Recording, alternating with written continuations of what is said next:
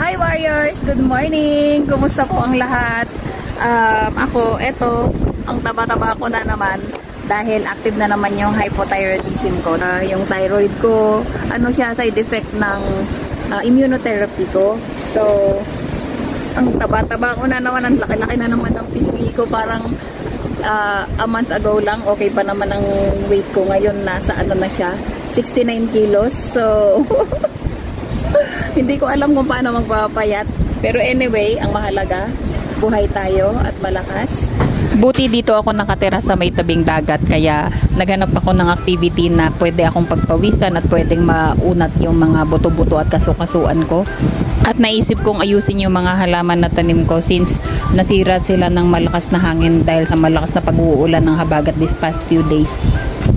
So ayan, bungkal tayo ng lupa na pagtataniman natin.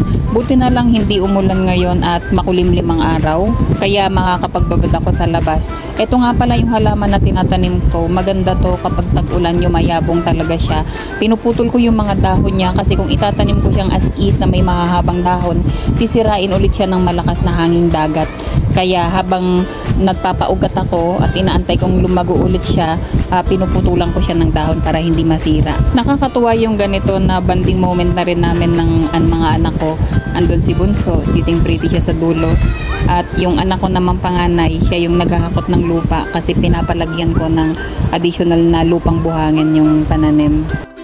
Sa mga katulad kong nag-treatment na or kasalukuyan nag-treatment with cancer, alam kong naunawaan ninyo yung dilemma ko pagdating sa weight. Ang hirap-hirap talagang i-manage yung weight natin kapag ongoing treatment tayo.